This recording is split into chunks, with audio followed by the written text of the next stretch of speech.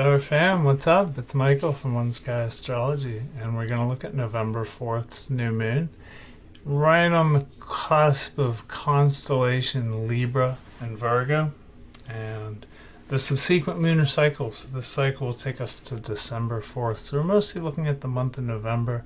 We're going to look at the more like the action points of the cycle, the fourth harmonic points, the first quarter, the full moon, the last quarter, and the next new moon, as well as this new moon, November 4th. So we have the new moon November 4th, we have the full moon November 19th, and it's a lunar eclipse. So we're kicking off eclipse season. This will be the first of two eclipses. The second one will be the solar eclipse for the next new moon, December 4th. So this brings in eclipse season, and that tends to shake things up.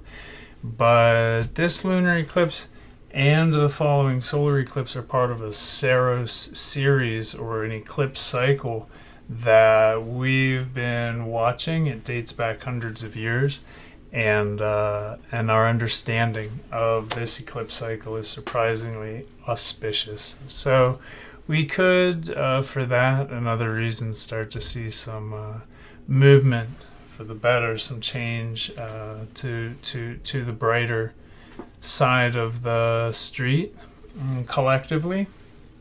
So let's take a look at that.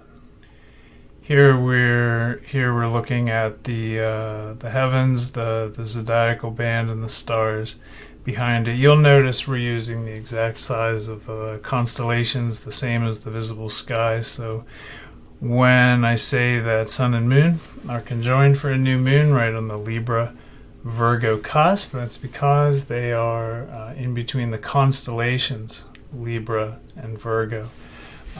This is called constellational, true sidereal, or astronomical astrology. And for more information about it, you could check any one of those terms out. So let's get back to this new moon. We have sun and moon in critical Libra. This is just the very first degree of Libra technically, and it's an important degree where the journey of Libra begins, where we make the entrance and have this sort of dynamic experience of changing into that modality. We have Mercury and Mars lagging behind in Virgo, and Venus having moved ahead through Scorpio Fucus past the galactic center. Venus now in early Sagittarius. So everyone else is pretty well where we left them, with the exception of South Node. South Node has also moved into Libra. It'll wobble back into Scorpio before making its way into Libra, and we'll come back to that in about a minute. We have Pluto also in Sagittarius with Venus. We have Jupiter and Saturn in Capricorn, Neptune, Eris, and Chiron in Pisces, and Aries populated by Uranus, and North Node nearing the Pleiades in constellation Taurus. And I did mention South Node having ingressed Libra. I did mention it will wobble back, but then we'll enter a longer sort of Venusian cycle with the nodes on the axis of Libra Taurus. It's not a traditional zodiacal axis, but in the visible sky, this is an actual. There are the early degrees of Taurus and the later degrees of Libra that actually naturally in the actual visible heavens oppose each other. So it's possible to have an opposition entirely in this Venusian axis. And we're entering a cycle beginning next year where that's going to be in effect for a couple months, almost 6. It'll be mid-January to mid-June 2022. And of course, the nodes come together with Sun and Moon to generate eclipses. And so this eclipse cycle, which will set the tempo for those next 6 months, are also happening in this axis, in that degree of Libra. The full moon this month will happen with a Libra sun opposing a Taurus moon. So, yeah, we have this interesting polarity, a very strong Venus cycle, where Venus is rounded galactic center for a new cycle, new phase of expression. Kind of change tends to change things up and begin a cycle of planetary expression as it rotates around the heavens that is markedly distinct and different from its last expression. So let's take a look at this new moon. On November 4th, 2021, we'll see a new moon, technically in Libra, right at 11 minutes of 0 degree Libra. So really very, very important to consider that this is on the cusp of Virgo. This is traditionally called the cusp of beauty because of the way Venus, ruler of Libra, and Mercury, ruler of Virgo, how they are when they get together. It tends to be very pleasant, very beautiful, very likable, very good. And Mercury is at home and is actually making harmonious sextile to Venus, a nice 1 degree sextile. So we have a good positive relationship here. We have a sort of good chemistry with Venus in Sagittarius. It doesn't do particularly well or poorly there, but Sagittarius is resonant as a benefic, a general benefic with Venus. And I think this could tend to expand the qualities that Venus may give to Mercury. And so we have harmonious relationship back and forth there. We have pretty good chemistry, so to speak. And the one exception to that would be that Mercury is in this degree of the sky. And we talked a lot about this degree of the sky last month, this degree which makes an opposition to Eris in Pisces and generates a T-square with Pluto in Sag. So I want to refer you to last month's lunar cycle video, the October 6th new moon lunar cycle.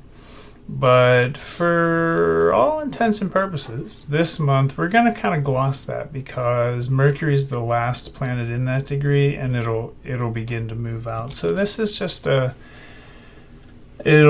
tie the theme of this month's lunar cycle in with the major kind of conflict and chaos, anything divisive, anything really kind of twisted that came up last month. We'll still be working with those themes. We'll probably be reconciling them. And as we see how this month's lunar cycle breaks down, we'll take a look at some of the opportunities to process that material in constructive ways, beneficial ways. Pluto and Eris are now winding down. We see almost half a degree as they separate from their final contact, and this is the first new moon we've had in some months that sees Pluto and Eris even that far away from each other at 0 degrees and half a degree apart from a perfect square. They've been hovering very close, and it's been quite problematic. So we start to see that fade in December. It's a very positive bit of news. With any luck in December, the Venus-Mercury sextile will, given its sort of shared rulership of Sun and Moon, it'll lend appreciation and hopefulness and optimism to the situation, the way it could tie into last month's frustrations, which could have been more severe due to the closeness at that time of Pluto and Eris. This month, as it relates to the same themes of Pluto and Eris, we have a Mercury contact, Mercury being conditioned by Venus, Venus ruling appreciation, Venus ruling listening. So there could be greater listening, greater ability.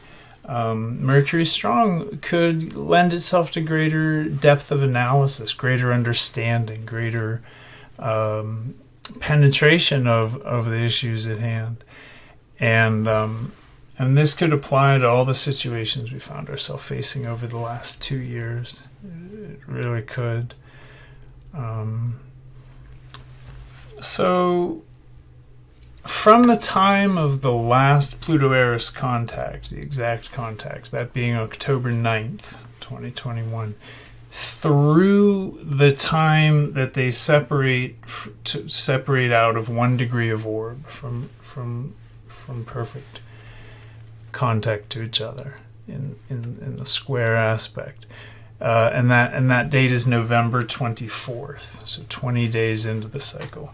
This period of time is going to be a time of integration. It's going to be a time of if we're trying to escape the responsibility of looking back over the last couple years, looking back over the time since COVID emerged, looking back over since late 2019, early 2020, and processing all of this, actively processing it, doing our best to take the highest possible attitude and approach to all this. If we're not engaged in that, we're sort of missing the point. We're kind of missing an opportunity there, where these energies are like kind of being offered to us, like, oh, here's a big assist. Like if you lean into that, you have some sweet momentum. But not everybody may be inclined to align themselves with that kind of task. Many of us are sick of dealing with this. It's been a long, grueling grind of a transit. So I do encourage everybody to just take some kind of optimism. This is the Sagittarian optimism, where ruler of Sun and Moon, Venus, is sitting, and just to embrace the continued change, embrace the idea that the most important thing that's happening relative to Sun and Moon this month is a very close opposition to Uranus. So we have the last couple months have seen close contact after close contact with Uranus, square, trine, in conjunction. This month, the opposition to 0 degrees 4 minutes, extraordinarily close to exact. We have this Aries Libra axis, that is the character of the opposition. And Aries Libra pits what's kind of blunt and brutal and very forward, very direct, almost savagely so, that being Aries, with the kind of delicate, refined, sensible, diplomatic kind of energies of Libra, and it'll also pit. It'll contrast, create a tension between our wants and needs, our basic desires. This is characterized by Aries, and the desires of others, the basic needs and desires of others in any given situation. So speaking very broadly, this is just sort of the basic dynamic that gets set up. It wants to balance it, not because of Libra's presence, but because all paradoxes, what they really seek is their reconciliation, and this one's no different.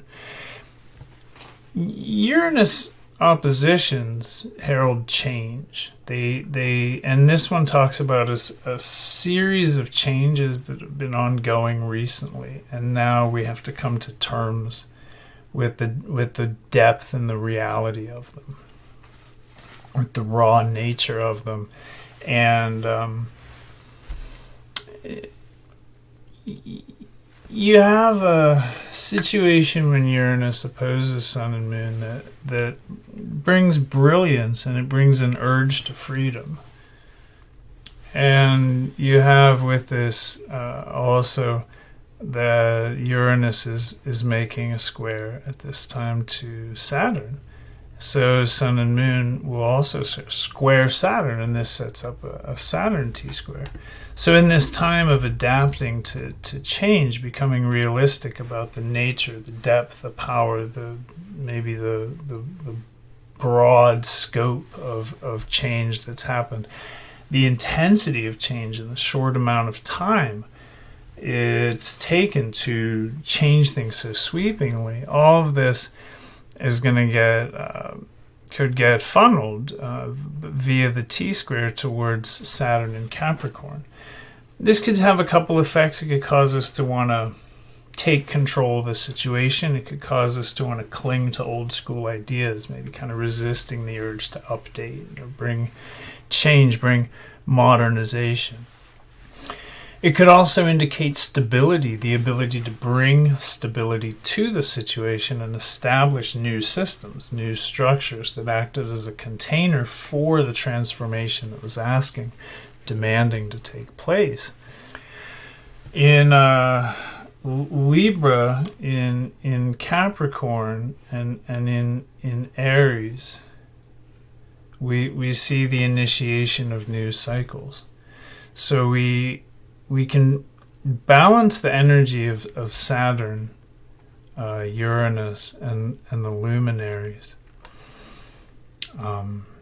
Generally speaking, by being open to the development of new routines in our life and being willing to modify old routines to make them better, bring things up to date, bring them up to speed with the needs of the current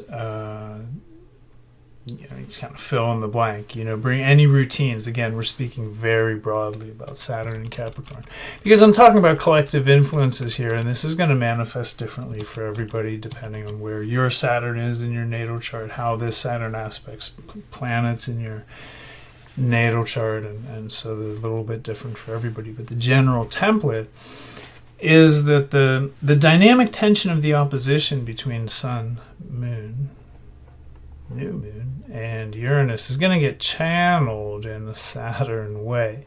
So what Saturn in Capricorn does best is kind of play it cool, keep it level, and take practical, pragmatic response kind of approach to anything that might present itself, looking to establish routine, something familiar, something that can be conditioned into a pattern, into a habit, so we can build new ones at this time. And as the Uranus-Saturn square moves towards its third contact in December, I believe we're going to see an emphasis on adapting to the world as it is now.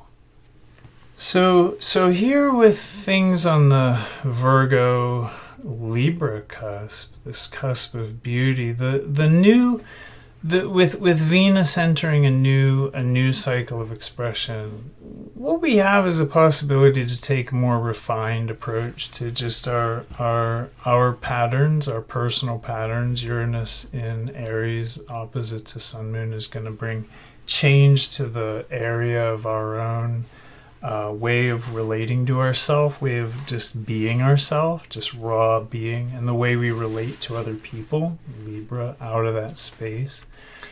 And through the lens of this kind of maybe urge to beautification, this kind of renovative approach, which could one, maybe see and appreciate the beauty in the whole thing, and two, like not be afraid to still be beautiful, do beautiful things, appreciate life for all its beauty, like not accept defeat in a kind of way I've personally seen a lot of people express a sort of despair about the whole thing and the darkest potentials of it. it does give us a chance to look at the last few years, and especially at the last 6 months. That's the last eclipse cycle, and integrate the victories, integrate the adjustments, and integrate the opportunity to cultivate the qualities. We can keep what works out of that and just discard what doesn't. We can start to be done with this process at this time.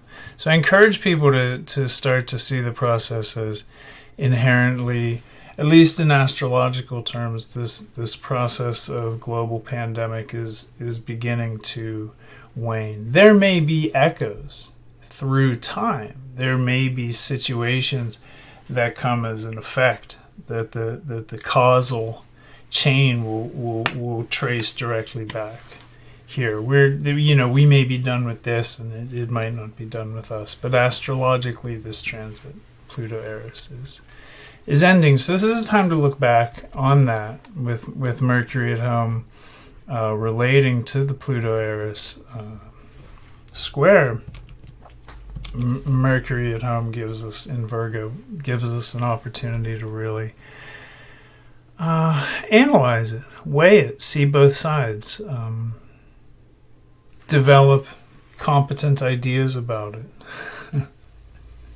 But a key theme of a Uranus opposite to new moon will be adaptation to changes in the environment, and possibly in changes to other people. Or the part of our environment that other people specifically represent. And the call to action is really to stay balanced, to stay balanced regarding our wants and our needs, the needs of ourselves and the needs of others. That's the basic balancing act here. We have to make sure we're taking care of ourselves and that we're doing what we need to do. Again, speaking very broadly, this is an Aries quality. Aries takes care of itself. It knows what it wants and it takes steps to get it.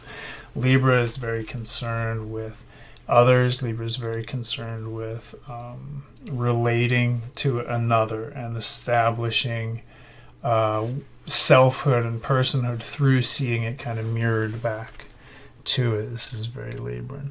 So, and things are going to change. Uranus opposite Moon means that this cycle heralds change, adjustment. This is going to be stressful and uncomfortable. It's going to continue to be these sort of growing pains kind of situations that demand adjustment on the fly.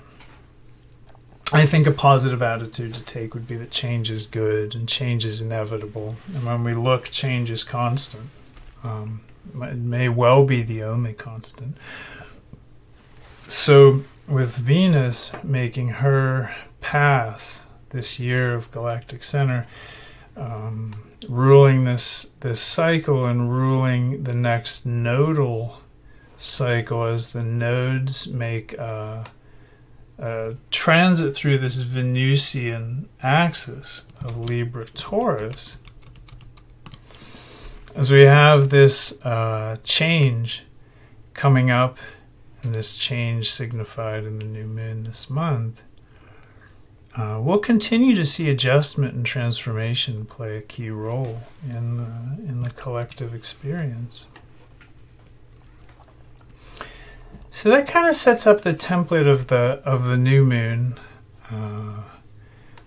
When we have the new moon in Libra, often in the first degree of Libra, we're just being introduced to ideas around interactions with others that teach us a need for balance. We recognize in critical first degree of Libra the need for balance. We've come out through the journey of Virgo. We've been sort of humbled and made interested in the idea of service to others.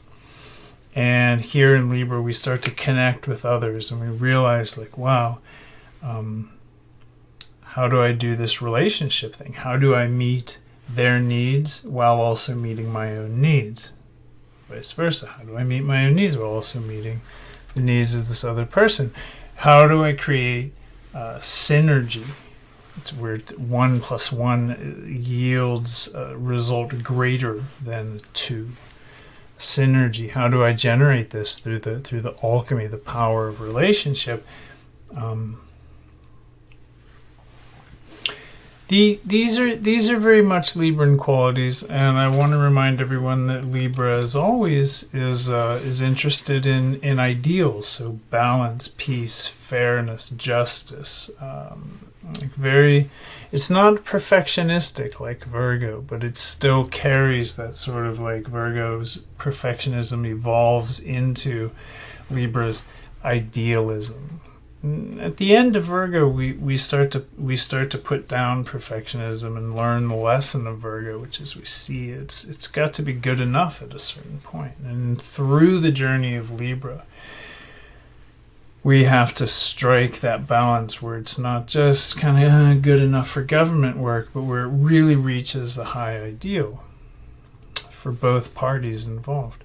And I also want to remind everyone that Libra, as always, governs all kinds of relationships, not just romantic relationships.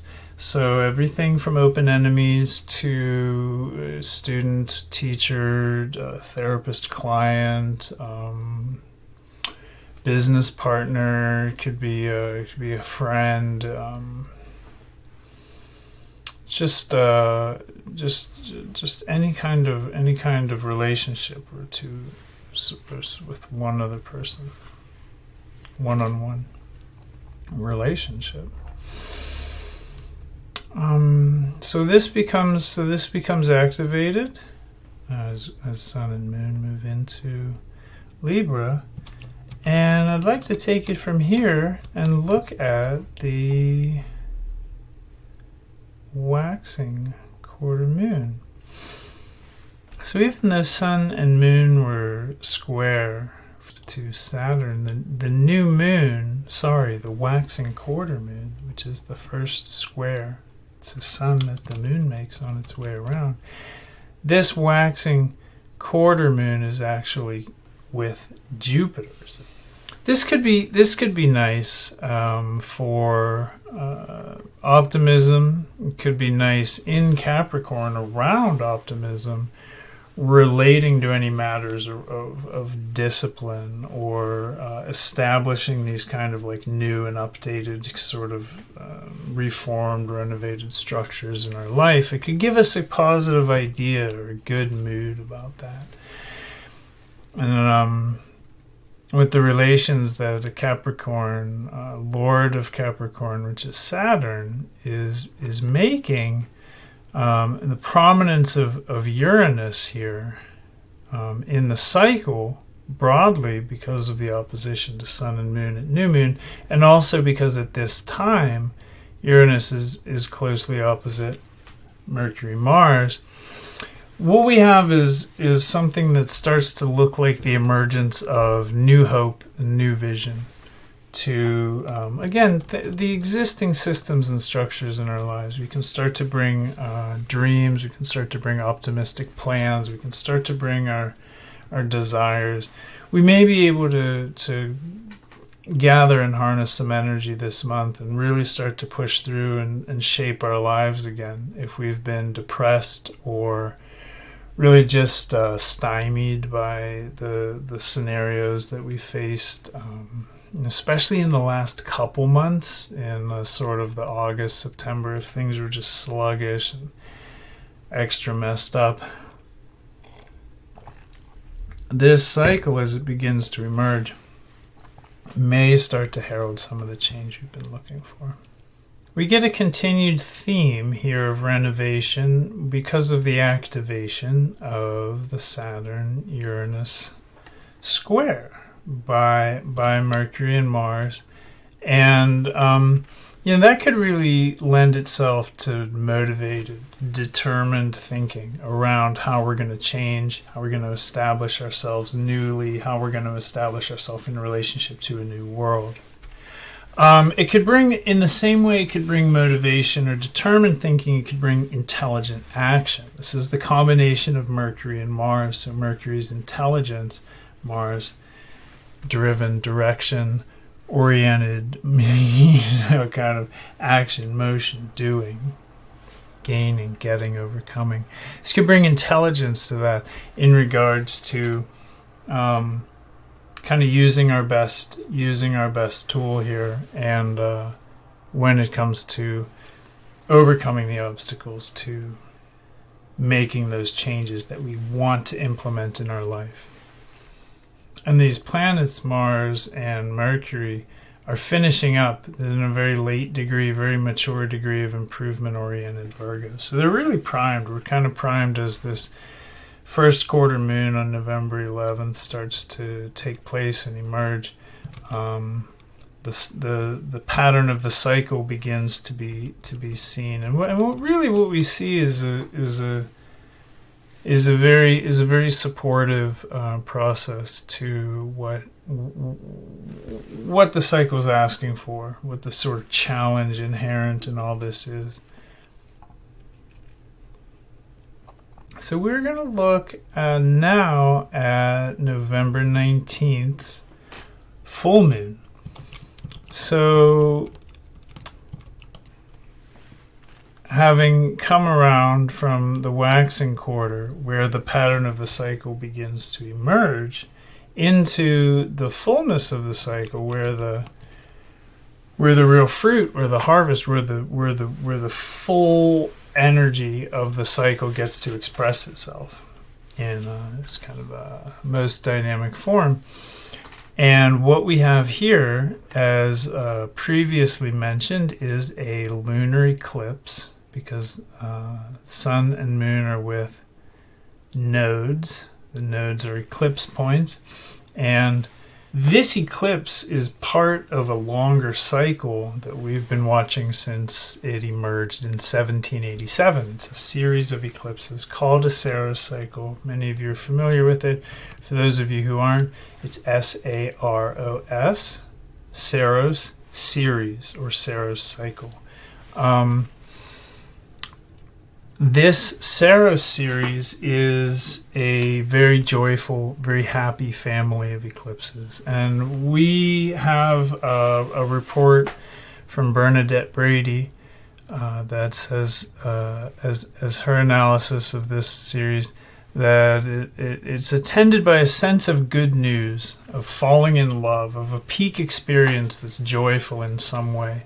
The benefits that appear in the individual's life under this eclipse series can be expected to continue well after the eclipse has passed.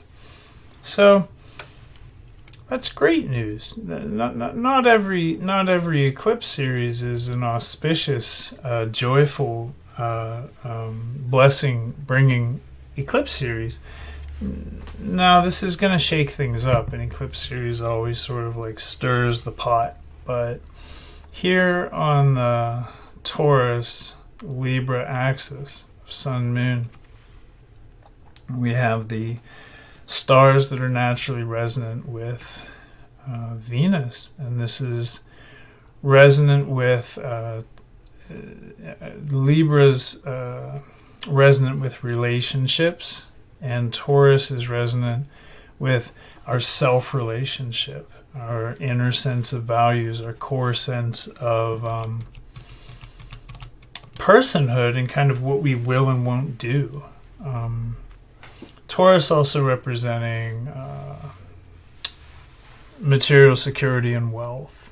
So it's resonant with this Venusian quality. So we have a very Venusian, very relationship-oriented axis here, whether it's relationship to ourselves or relationship to others. We have a Venusian cycle which could give us access to a kind of niceness, especially given Venus's position in Sag in relation to Mercury at the new moon. And for the full moon, we have a couple interesting stellar alignments. We have Venus on Nunki, very close to fixed star Nunki, which is the star on the shoulder of the archer's string arm. It's the tension, it's the wound up tension that holds the arrow drawn. So Nunki's always been associated with this kind of like great charge and potential, like something could emerge, something could be released and set into the field of kinetic experience from the realm of the potential here. So it's a great time to lean in. And it's a great time to lean into this, Venusian energy. And that can give us access to, kind of niceness, kind of dignified, diplomatic, refined forms of communication. Venusian qualities are those that are like delicate and cultivated and cultured and very tempered, very appreciable, very nice. Venus is a good listener. With Venus on Nunki, and with this dynamic energy, it could be a time to address things that have been emotional or triggering in more contained or self-assured ways. We may have an opportunity to work some problems out this month that may have been dogging us. We may have the insight it may dawn. We can solve this problem by looking at it in a different way now. Maybe taking a different approach. Uranus, new moon, changing our tactics. Uranus, Saturn. So we have Venus making a lot of relationships that are very close. It's making 1 degree sextile to Mars. It's making 0 degree 9-minute trine to Uranus. So we have a semi-square and a sesquiquadrat from Sun and Moon. So we have Venus very much a part of the chemistry, the relationship of the full moon, but for 0 degrees and 2 arc minutes. And we have a wider square to Chiron, which may be significant, maybe a call to action to heal.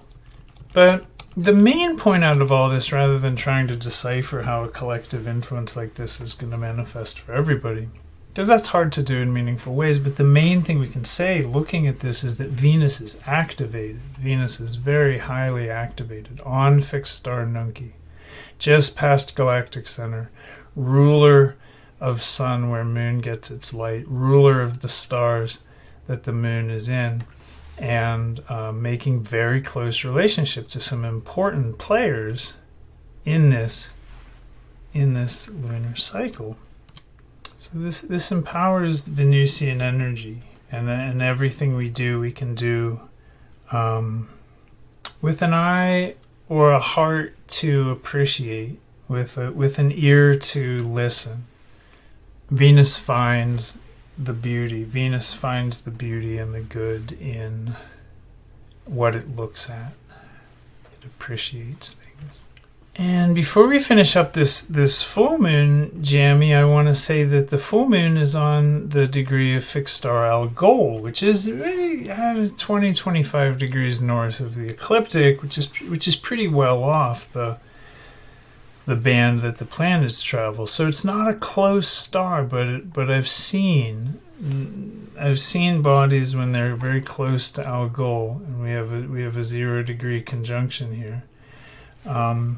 I've seen them to be affected by it significantly. So Algol has a reputation, this fixed star Algol. It means the head of the demon, or the head of the ghoul, the head of the monster. It has a reputation for being unfortunate and even disastrous, and it's actually the head of the Gorgon Medusa, the slain Medusa in Perseus's hand. So in the constellation Perseus literally has the head of Medusa. This is what the iconography of the constellation denotes. Medusa represented feminine power and those potent qualities inhering in the feminine. Medusa was vilified, of course, by the Greeks, slain by Perseus in mythology, and her only reference in the sky is her severed head in this guy's hand. To pre-Greek cultures, this same star, the Algol, the head of the ghoul, the head of the demon, the head of the slain Medusa, same star, was called the Lilith star, and it was associated with the mythology of Lilith, the first woman, very rebellious. This is before Eve, according to Sumerian, Akkadian, then eventually Hebraic, sort of origin story, human origin story, this Genesis story. Lilith rarely makes her way into the Bible, but what we know about Lilith is she's associated with feminine power, autonomy, rebellion, body autonomy, personal autonomy, sexual freedom, the expression of what she wants. Not a popular figure. She has also been vilified throughout time and history. But this degree of stellar influence, this degree of Algol, I've seen it be unfortunate. I've seen it be tragic, like catastrophic. I've seen it be disastrous. It's asking for us to honor the feminine, and this is concordant entirely with the theme of Venus being in power and the Sun and Moon aligning in this Venusian axis. And we can do so. We can honor the feminine. We can do this by accessing the higher expression of this moon. Again, Venus highly activated, ruling Sun and Moon. And we have the eclipse of the nature of joy, of happiness, of good news, of falling in love. We have Venus highly activated on Nunki, making very close aspects, ruling Sun in Libra, ruling Moon in Taurus, which are in lunar eclipse. This is a very powerful signature. It's a very powerful signature that I want to say is going to have a softer, kinder, more beautiful nature than if we contrast this cycle, even given the fact that Pluto and Eris are still in 0 degree square, if we contrast this cycle, November cycle, with the previous few, let's say 2 or 3 cycles, I think we're going to see things in November as we move into December start to soften, start to develop the ability to connect again to greater extent. We're going to start to rebuild those social kind of pathways and start to maybe... There's a lot of places where people aren't even really talking to their neighbors now because everyone's sort of paranoid and turned against each other. Are they for the jab? Are they against the jab? Are they this political affiliation? Maybe they're the other guy. I think we can all just start to be human again. I like the sound of that, and I really think that's what I see when I look at these November charts. So we have Libra, relationship with others. And we have Taurus, relationship with yourself. And whether you're in a quest for balance, kind of quest for stability with a love relationship or professional relationships, could be, again, a teacher-student, client-therapist, mentor-mentee. Could be any kind of relationship. It could even be an open enemy. The Libran Sun with Mercury and Mars here is going to activate the potential of the eclipse to generate positive change in those relationships. If that's your orientation, if that's the basket your eggs are in. And if you're in a relationship with yourself, a sort of phase of personal growth work, or let's just say a primary relationship with yourself, maybe you're in a celibate or hermit phase of life. Maybe you just don't have a partner right now, and that's cool. Maybe it doesn't have to be defined, but there's this Taurus moon, and the cycle can hold a lot of potential for growth here. 2 unfixed star, Algol, the Lilith star. And that potential is to bring positive change to self-relationship, to bring self-appreciation. And as a rule, our ability to relate to others in beautiful, healthy ways grows directly out of our self-relationship. Like this all goes back to Taurus. Our relationship to ourself is where Libra arises out of, as if Taurus was the root or the underground part of the tree, and then Libra was the part of the tree that was visible. Our relationship with ourself is the source and sustenance of our relationships with others, how we hold ourselves. Is it a dignified? Is it a good? Is it relaxed? Is it open? Is it kind? Can we be vulnerable? How we relate to ourselves. Are we honest with ourselves? If we're honest with ourselves, we can be honest with other people. If we're deceiving ourselves, we're only going to attract people who are either going to be subject to that deceit, and the relationship will be colored by deceit, or they're going to deceive us because they're just of the nature of they're vibrating on that frequency of deception. All of this, we can change for ourselves, and it's coming out of our inner relationship, our values. This is the power of Taurus. This is the power of our relationship with ourselves. So if you want to grow the fruit of a good relationship of any kind, you get to grow that self-relationship. This is a cycle, an ideal cycle to do it, a nice, soft, gentle, Venusian activated cycle where we can start to appreciate ourselves, start to maybe connect with some of the blessings, some of the joy, some of the good experiences that might come out of this eclipse. Maybe just take this time when Venus is very powerful and just gentlify our approach. I think we've all been kind of going hard for a while just to make it through. And this is a chance to kind of soften, slow down a bit. And we can grow our self-relationship, especially by recognizing and honoring the feminine polarity. Any expression of feminine polarity, anywhere on the scale of the polarity of gender, any way that we can honor our, subtle or whatever qualities you associate with the femininity that you might be working on. I mean, the list is one, it's too long and broad to really do any justice to just by reciting a bunch of vocabulary. And two, gender associations vary from culture to culture. In Tibetan astrology, the sun is female and the moon is male, and there's good philosophical reason for that. So you may associate feminine with anything. The Lilith star doesn't care. The Lilith star isn't trying to define feminine. The Lilith star just protects and upholds the rights of people to express their feminine selves, their feminine sides, their feminine energy. So this is activated, this new moon, because of Moon and because of Venus, the way they're relating to the stars, and also because Venus is ruling Sun.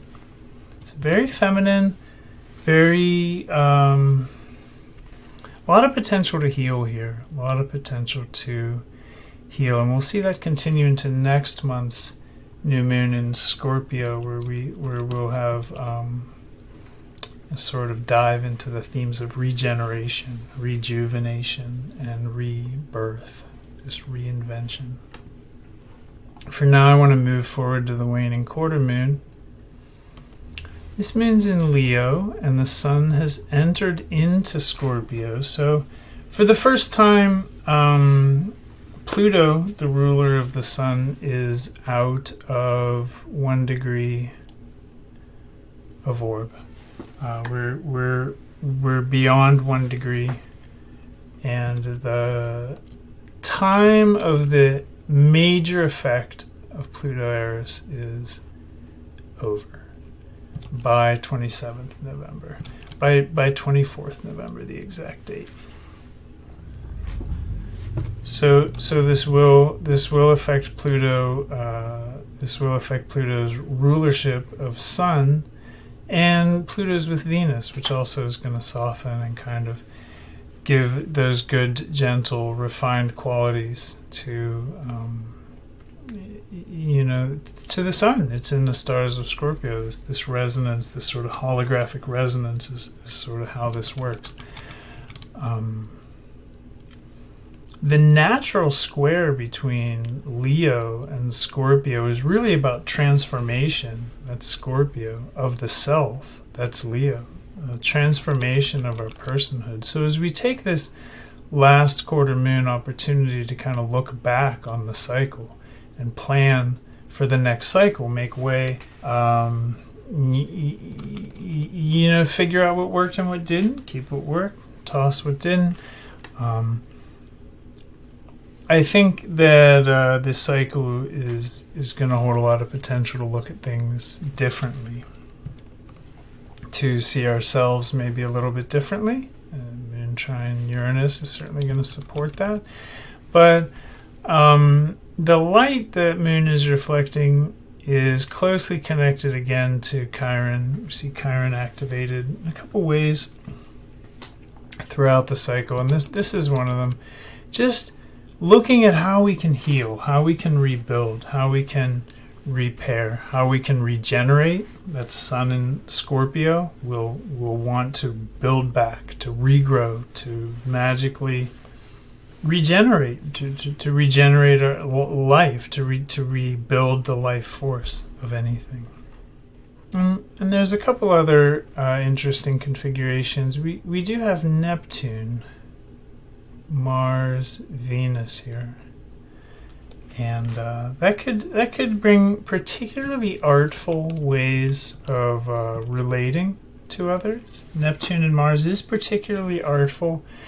Neptune and Venus are particularly open and loving. Mars and Venus, especially in sextile, just gets a particular magnetism, like a nice kind of animal magnetism. It's very compelling, it's very attractive, and there may be just very beautiful ways that we have available to us this month to relate to other people. We may start to feel maybe movement towards being our best, whatever that means, our best, living out of our highest potential. That's the kind of Neptunian, the kind of idealistic Neptunian energy.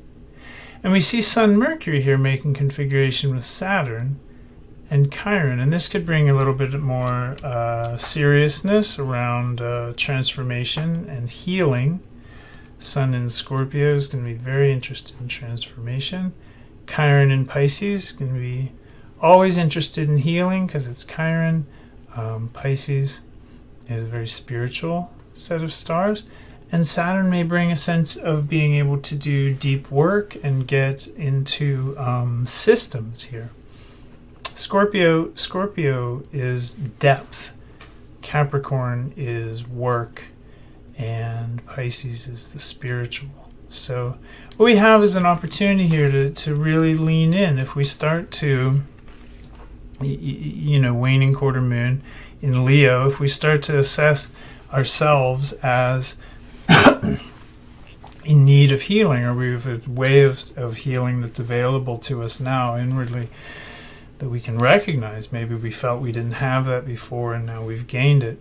Well, I would really encourage people during this cycle to start leaning in, start rebuilding, start bringing back the you that you like, and to create this sort of next you out of the rubble of this scenario, and make it even more likable. I mean, why not a 2.0 version? Us after our dark night of the soul is usually a better, stronger, more considerate, more vulnerable person. That's kind of how a dark night of the soul works. It kind of pounds us down, tenderizes us, kind of cooks us and softens us and imbues us with flavor and quality of character. And we've all been through that collectively. We've all been trauma bonded. Yeah, we've all been, subjected to way too much. But what we've all been through is a collective night of the soul.